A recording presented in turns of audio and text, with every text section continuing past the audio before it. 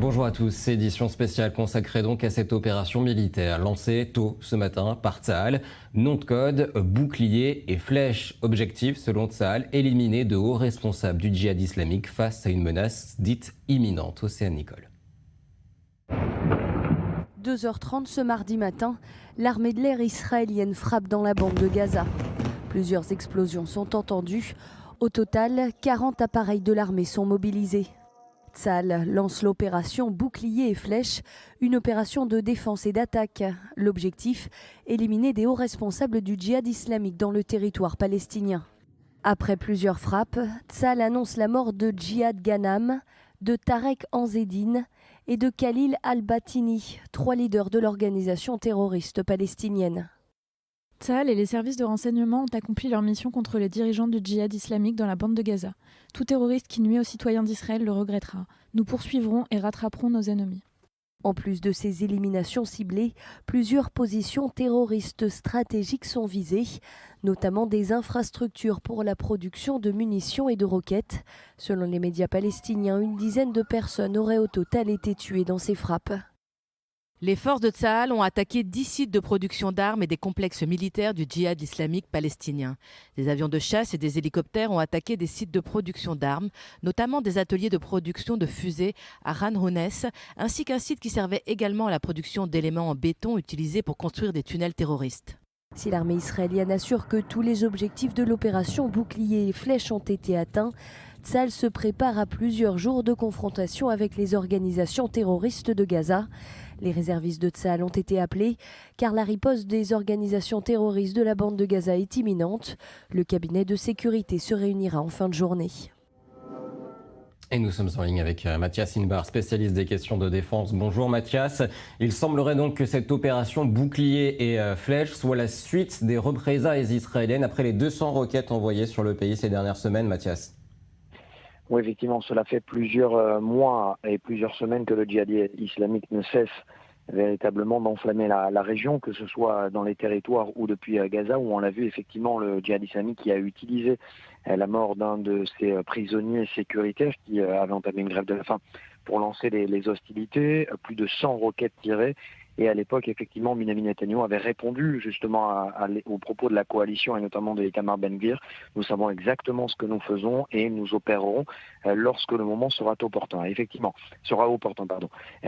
effectivement, l'ordre a été donné vendredi, visiblement selon mes propres sources, de lancer une riposte sévère contre le djihad islamique. Après, c'était une question, bien évidemment, vous le savez, dans un milieu aussi dense que la bande de Gaza, de collecter des renseignements et de savoir précisément où se trouvaient les responsables du djihad islamique. Et donc l'opération a été lancée dans la nuit aux alentours de 2h du matin, Christopher. Ce qui est intéressant de voir effectivement, c'est que les 3 leaders du djihad islamique ont été éliminés en quelques secondes à peine dans une attaque simultanée, coordonnée, avec 3 responsables qui correspondent parfaitement à la situation actuelle de ces derniers mois. C'est-à-dire que un correspond à la planification des tirs de roquettes, c'est lui qui était derrière les tirs de roquettes et c'est lui qui avait pris la décision de tirer plus de 100 obus mortiers et roquettes contre Israël. Le deuxième était responsable de la planification des opérations terroristes depuis Jenin, en coordination avec Gaza. Le troisième était responsable des tirs de roquettes dans le nord de la bande de Gaza. C'est donc encore une fois une opération coordonnée. 40 appareils de l'armée de l'air ont été utilisés. C'est bien, et je répète, c'est bien selon, bien évidemment, l'armée israélienne, uniquement le djihad islamique qui a été visé cette nuit. Les hauts responsables sécuritaires appellent le Hamas, et auraient appelé le Hamas depuis plusieurs jours, à ne pas s'engager dans cette opération. Des messages en ce sens auraient été transmis aux Égyptiens. Alors vous avez assisté, Mathias, il y a quelques instants à un briefing de sécurité de l'armée israélienne. Qu'est-ce qu'il faut en retenir ce matin ? Eh bien, l'armée israélienne et en haut responsable effectivement du porte-parole de l'armée israélienne le confirme. L'opération a été menée exclusivement contre le djihad islamique.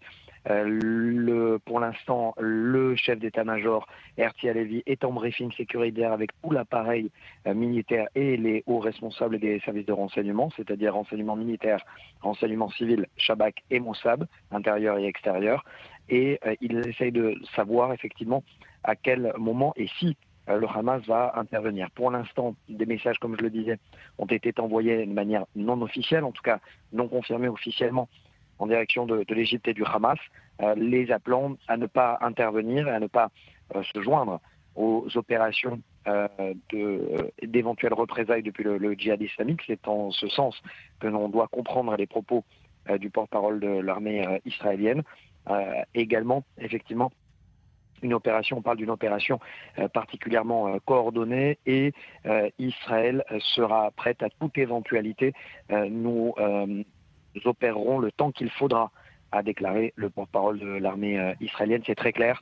Le djihad islamique avait lancé les opérations, lancé les hostilités. Et pour l'armée israélienne, il fallait absolument réagir et arrêter et confirmer plus exactement, ou rétablir plus exactement, le pouvoir de dissuasion. Alors Mathias, Tsahal a évoqué également une menace imminente justifiant cette opération. Que sait-on de cette menace dite imminente ?